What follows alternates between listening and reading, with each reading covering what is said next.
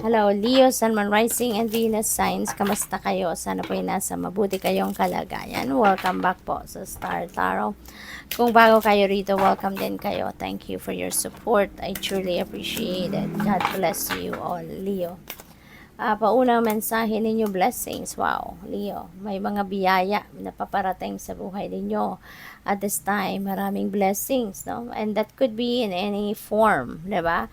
Any shape or form na biyayang ito. But if this message resonates with you, then kayong nakakalam kung anong biyaya ang dumating sa inyo. No? But yes, napakaganda nito, napaka vibrant ang energy na nilalabas ng card na to. Kaya it could be anything.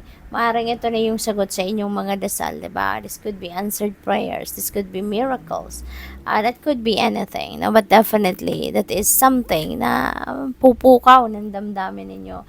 And maaaring maging super excited kayo.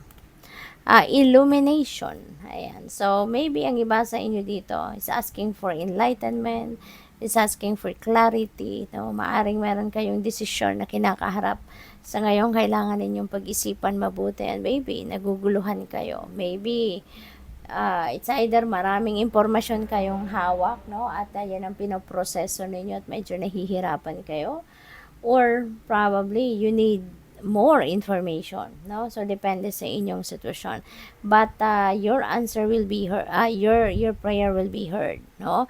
And the divine universe is going to illuminate the path, no, patungo doon sa kung ano ang makakabuti para sa inyo, kung ano yung makakagabay sa inyo patungo sa tamang path na tahakin ninyo, anong klaseng desisyon ang dapat ninyong gawin. No? Your mind will be enlightened as well. Kaya pay attention doon sa mga pagbabago or sa mga mensahe, mga intuitive messages and nudges na pwedeng dumating sa inyo. Maybe merong mga vision na ipapakita sa inyo, and those are all guidance para sa iyo, okay? Para malinawan ang inyong isipan. Enlightenment, see? Enlightenment, illumination. So, you know what, Leo? Siguro talaga fragmented ang isip ninyo, no? Scatterbrained siguro kayo sa ngayon. Baka malalim yung pinag-iisipan ninyo. Baka isang desisyon ito na medyo may kahirapan, ano, na iniisip ninyo. So, ayun. But don't worry, no? You will be enlightened. You will be illuminated. The path towards that will be illuminated, kaya you have nothing to worry about. Okay? So, what else? We have purity. Ayan. Dahil yung puso ninyo, no, napaka-pure, kaya you also have the purest intentions. Kaya kayo binibigyan ng biyaya. Kaya kayo binibless, no, ng mga bagay or sitwasyon na pagpasaya sa iyo or makakatulong sa iyo na maging mabuti, maging maayos ang inyong sitwasyon, because you have that purest intentions, no? Yung mga, siguro pag nagdadasal din kayo, hindi lang sarili ninyo or sarili ninyong pangangailangan ang pinagdadasal ninyo. You are also praying for other people. Maaari din na kung mayroon kayong mga plano, no? It's na gusto ninyong mangyari.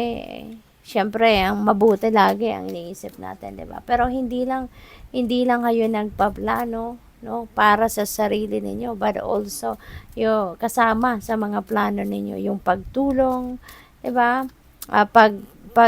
Iisip ninyo na makatulong kayong guminhawa ang buhay ng ibang tao, matouch ninyo ang buhay ng iba, yung ganun ba? What else? We have dance. Allow yourself some fun each day, just as the sun dances with the moon each night. Ayan, have fun. Okay? Kailangan ninyo yan. Kailangan din ninyo ng balanse sa buhay ninyo. Okay? Kaya, maybe you're already tired all day sa pagtatrabaho. Kaya kailangan din ninyo na i-release, no? Yung pagod, i-release ninyo yung stress na nakuha ninyo all day sa pagtatrabaho. Kaya, have fun. Okay? At the end of the day, kailangan mo din magpahinga, kailangan mo mag-relax, engage in an activity na maire-release mo yung tension, maire-release mo yung pagod, no? Na naranasan ninyo during the day. Pwedeng pagsasayaw, 'di ba? Baka ang iba sa inyo at the end of the day nagsusumba, pumupunta sa kung saan at sumasayaw, you know, umakanta, so whatever it is, no, whatever activity it is na makakapagpasaya sa'yo.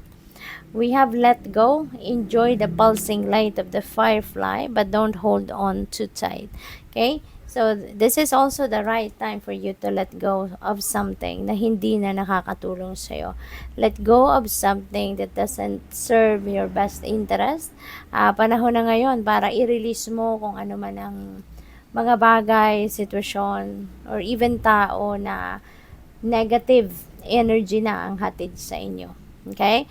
So, in order for you to have room para sa mga biyayang ito, kailangan mo mag-release ng mga negativity or ng mga bagay, sitwasyon, or tao na hindi naman na positibo ang hatid na vibe sa inyo. Okay? And make room for these blessings. What else? We have clearing. Ayan, see? Make room for growth. Make room for these new things, people, and situations and experiences, no? Na ipapadala sa inyo. So, you really need to clear yourself. You need to clear your life, no? Mag-declutter na kayo, tanggalin na, maglinis na, alisin mo na sa buhay mo yung mga tao, bagay, or sitwasyon na hindi na to maganda ang epekto sa iyo. Hindi na to nakakabuti sa inyo. Make room, no, for newness. Make room for more positive situations and experiences and people, no, to come in sa buhay ninyo. Okay? Thank you for watching Love and Light. Namaste.